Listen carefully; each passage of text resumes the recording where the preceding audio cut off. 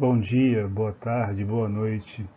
Meu nome é Felipe, sou professor de língua portuguesa e, devido ao coronavírus, a aula de hoje será pela internet, mais uma vez.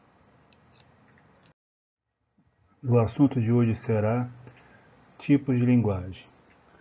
Um tema que surge no sexto ano, fazemos uma revisão no sétimo, mas que de vez em quando surge nos concursos públicos, então também interessa a todas as faixas etárias.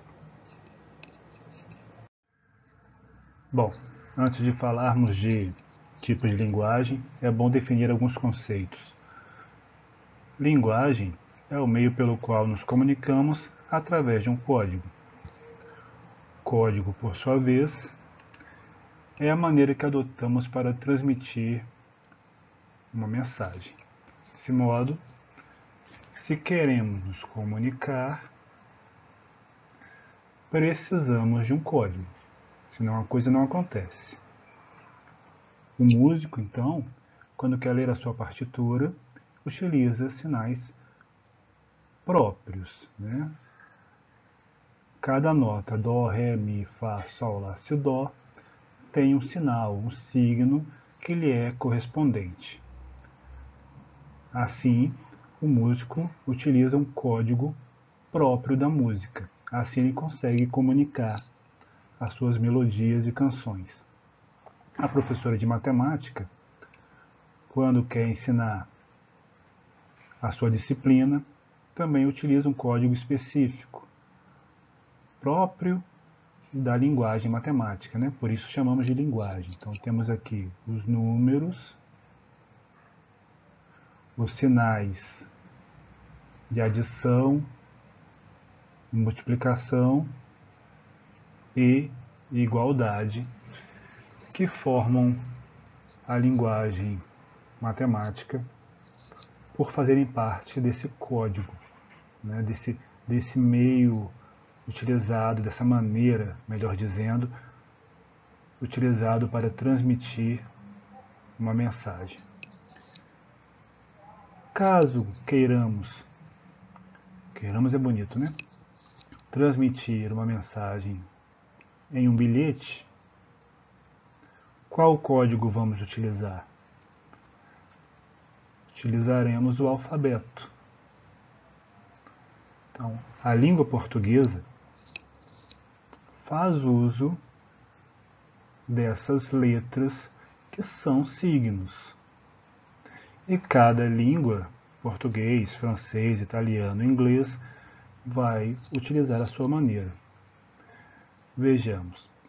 Na fonética, que também aparece no sexto ano de alguma forma, né? Acho até curioso alguns temas tão específicos como a fonética aparecerem para vocês, mas a letra A, ela não vai ser lida da mesma forma, né?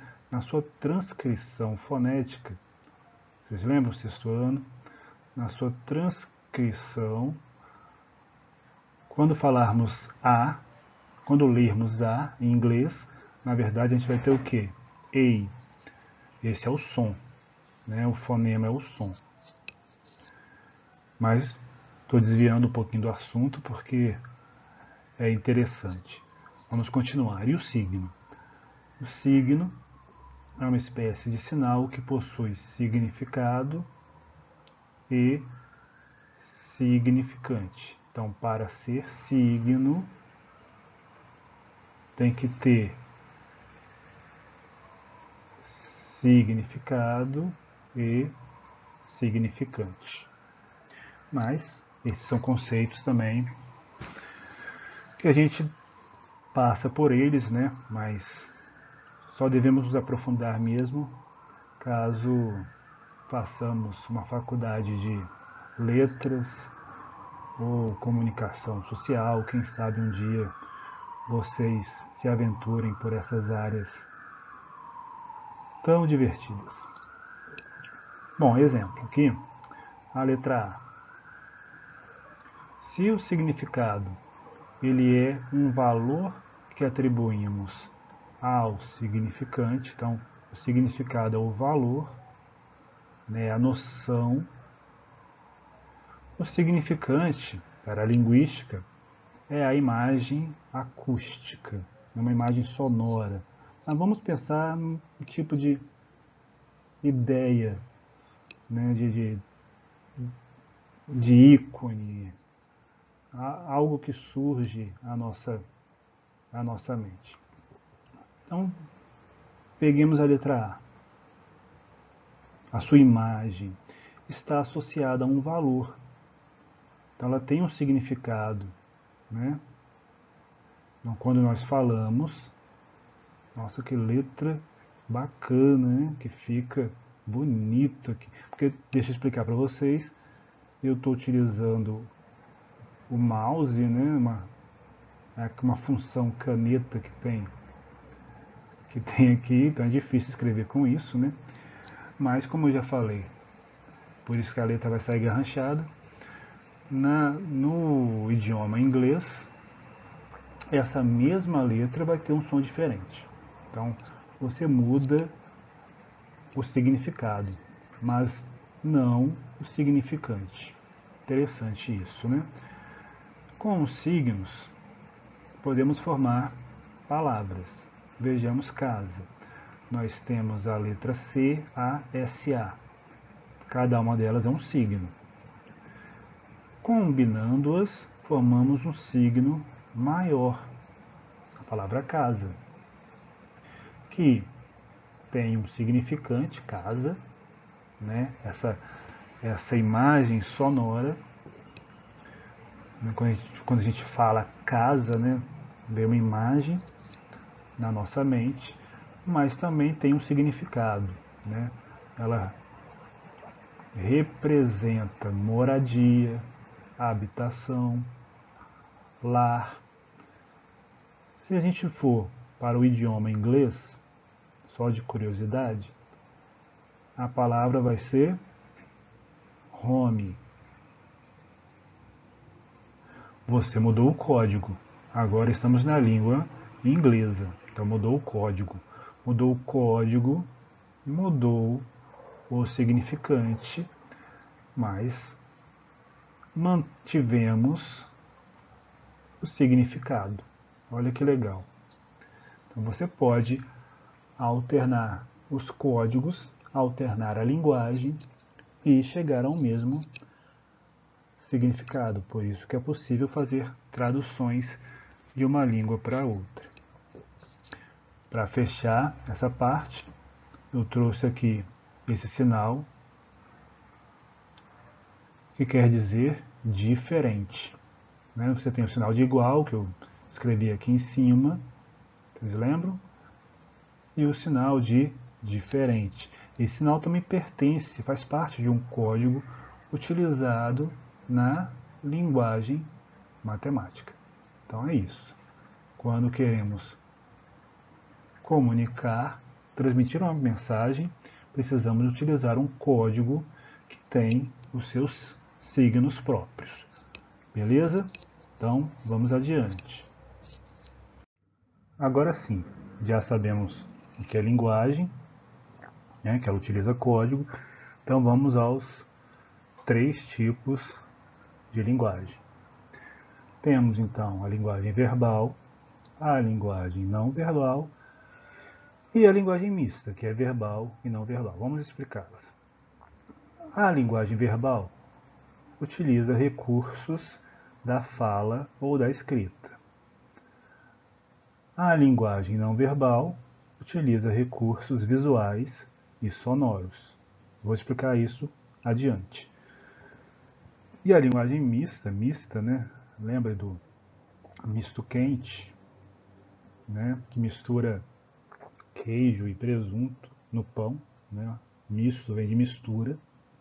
Então a linguagem mista, ela vai misturar o verbal e o não verbal simultaneamente. Isso quer dizer ao mesmo tempo. Legal, né? Então vamos embora, vamos para frente.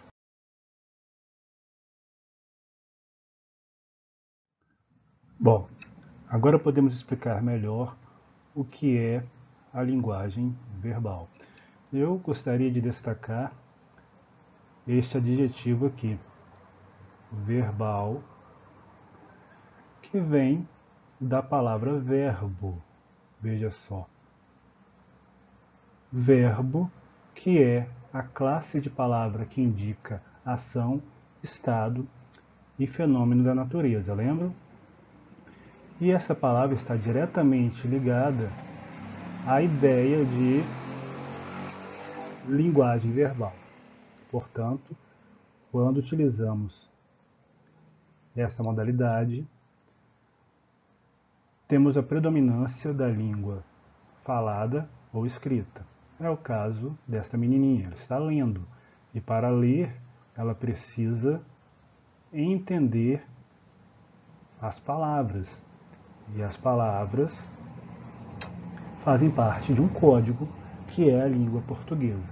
Então ela precisa decifrar o código, a linguagem verbal na sua modalidade escrita. A mesma coisa este rapaz elegante aqui, que está lendo um livro. Portanto, ele está decodificando a mensagem do livro para entender o que está escrito ali. Do contrário, não vai dar certo. Veja, a palavra decodificar, deixa eu ver se eu consigo escrevê-lo aqui. Vamos ver. Porque esta caneta, ela é uma maravilha de escrever. Decodificar. Vendo, pessoal? Ficou uma letra maravilhosa. Eu estou sendo irônico, né? Ironia quando você diz o contrário daquilo que você quer falar. Mas, enfim, a palavra código, né, está dentro. Codificar, decodificar. Então, temos aqui a palavra código, né, parte dela está dentro da palavra decodificar. Então, interpretar é decodificar uma mensagem. É o que acontece numa conversa. Este grupo aqui, representado pelos bonecos Playmobil, temos pessoas conversando, né? E para fazer isso, é a linguagem verbal que está em ação. Legal? Nas placas de trânsito, como esta aqui, deixa eu apagar isso aqui, né? Ó, bacana. Na placa de trânsito, nós temos escrito pare. Mais uma vez, um predomínio, né, da língua na sua modalidade escrita. Se a pessoa não souber ler, não adianta.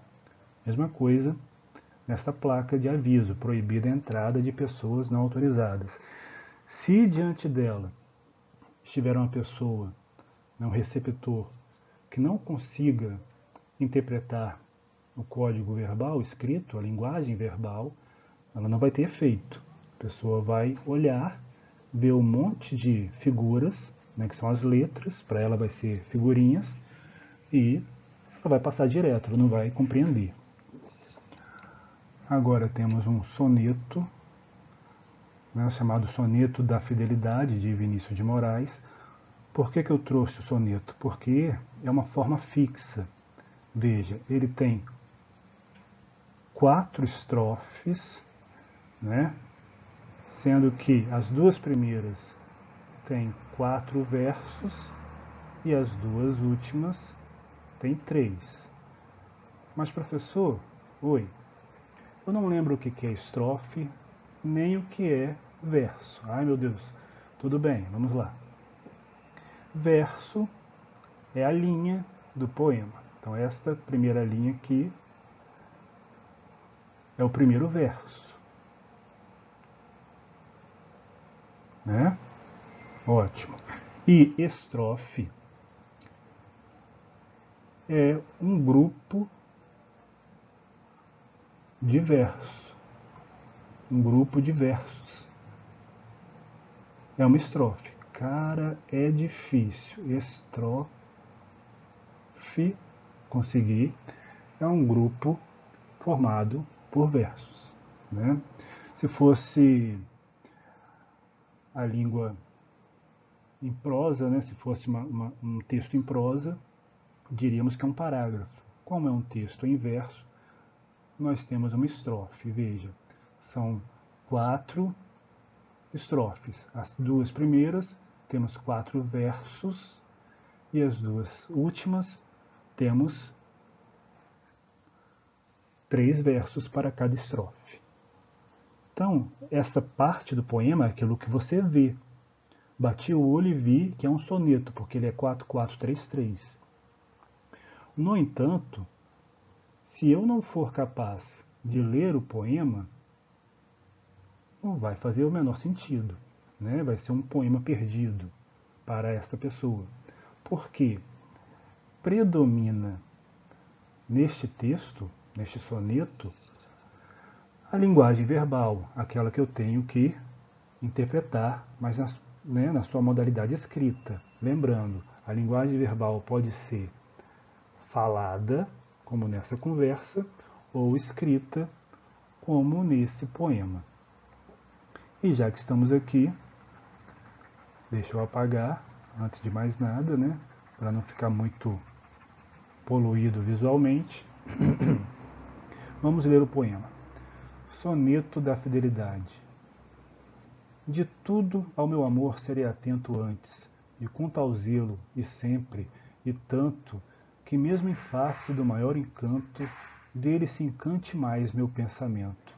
Quero vivê-lo em cada vão momento, e em louvor hei de espalhar meu canto, e rir meu riso, e derramar meu pranto, ao pesar ou seu contentamento.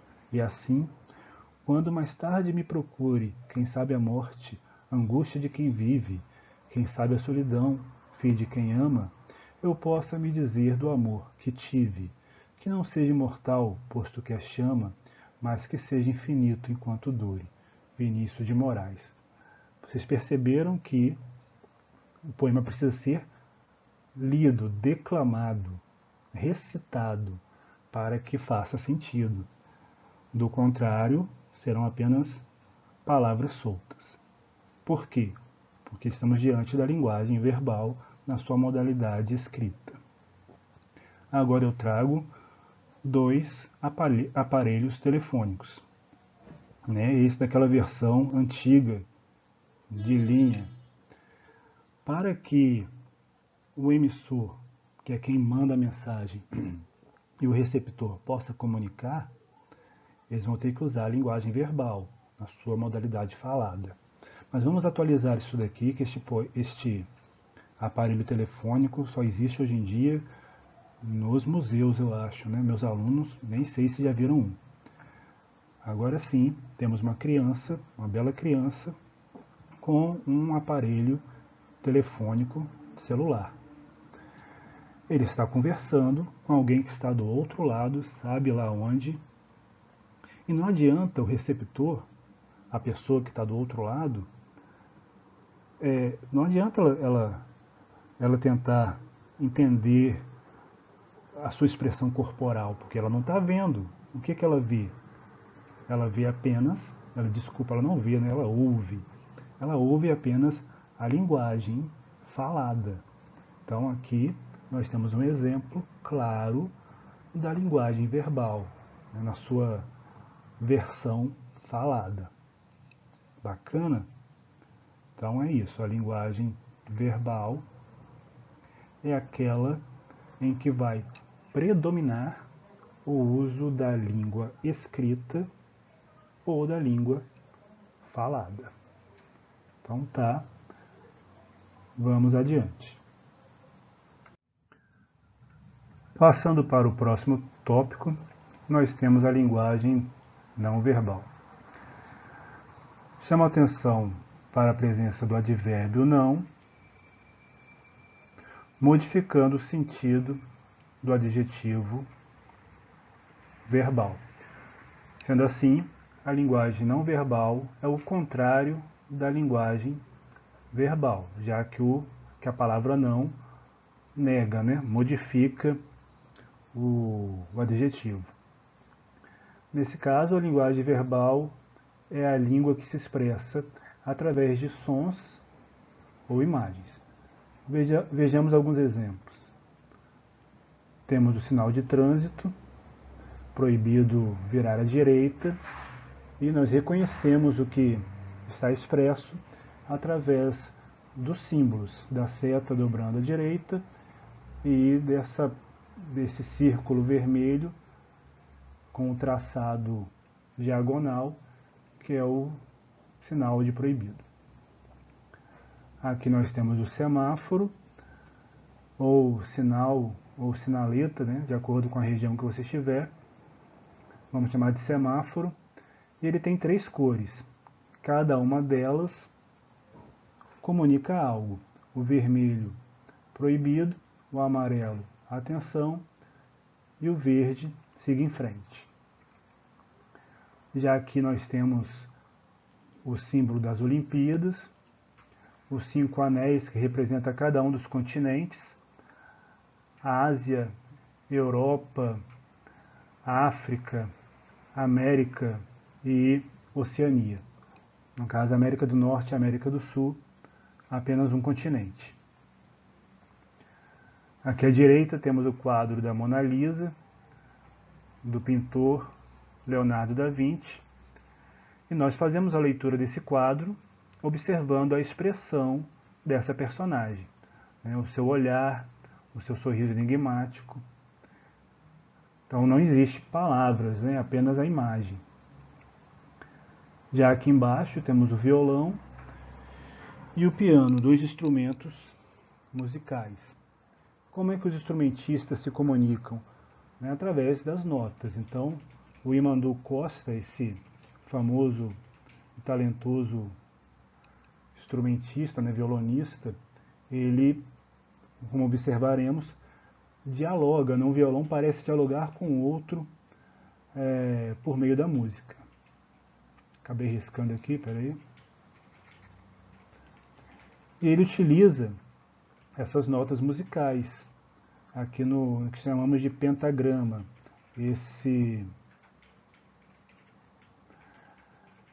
Essa pauta com 4 linhas aqui, né, se chama pentagrama.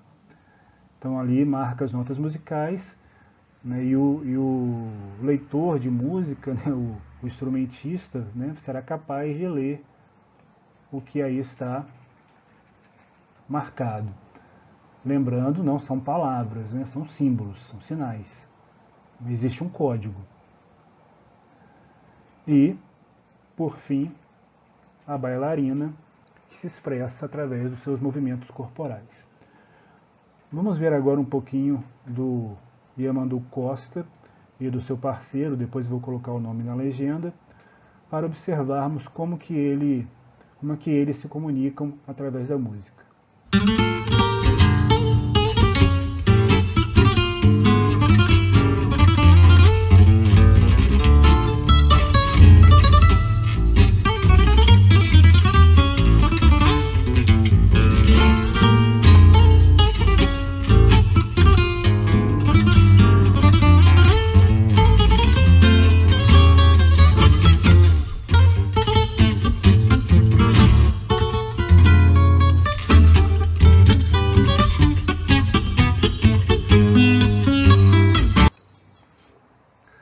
Legal, né?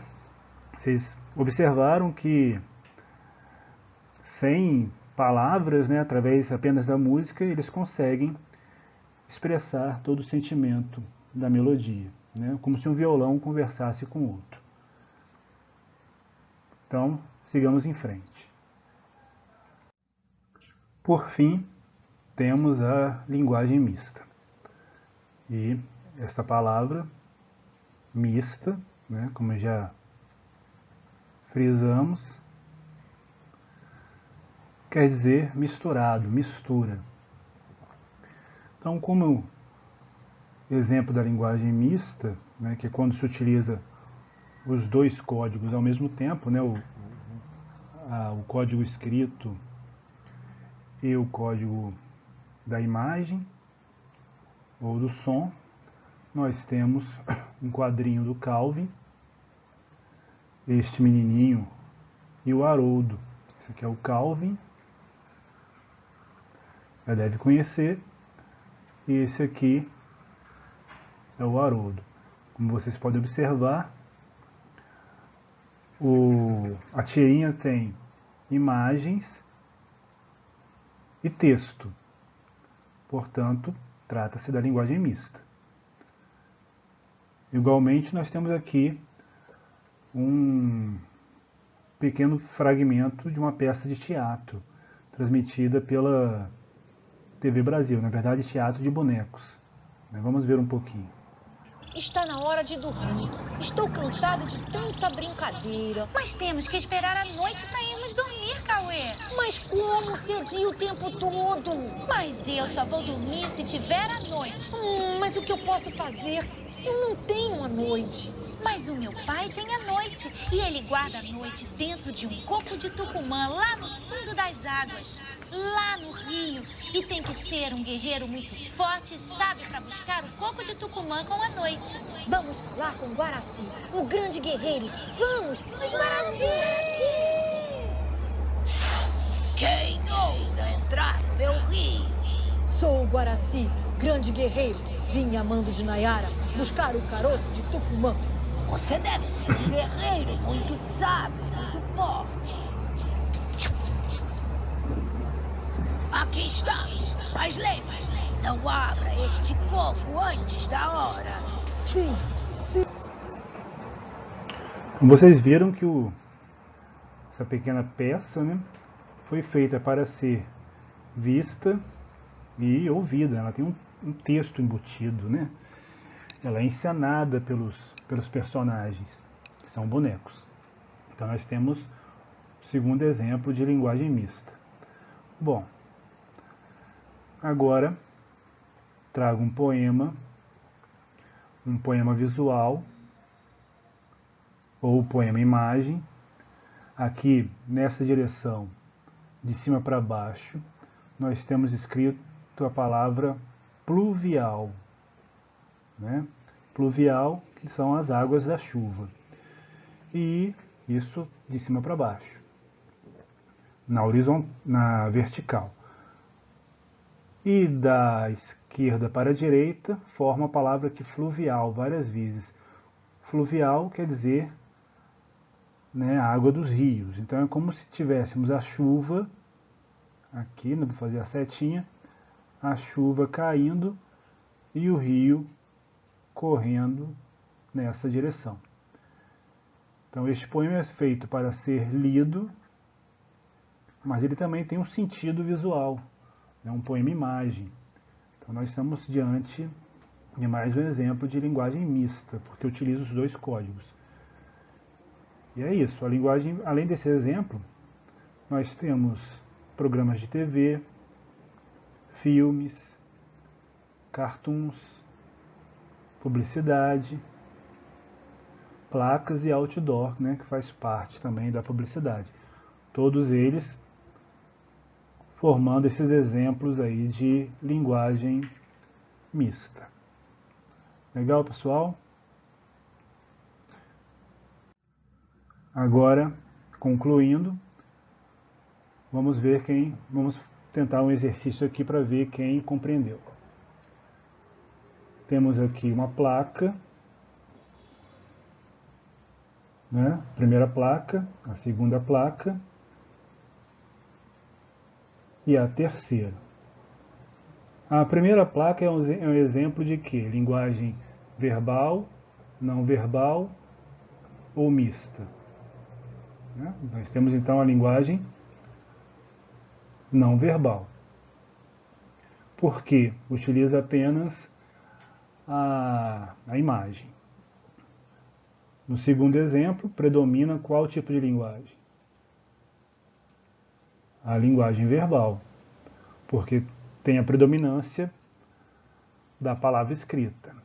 E, no último, só pode ser a linguagem verbal e não verbal, que aqui no fim eu resolvi usar verbal e não verbal, mas é a mesma coisa que, nossa senhora, que letra maravilhosa, que é a linguagem mista. Beleza, pessoal? Então é isso. Obrigado Esse vídeo vocês podem assistir mais de uma vez, né, para reforçar. E ficamos por aqui. Um abraço. Tchau, tchau.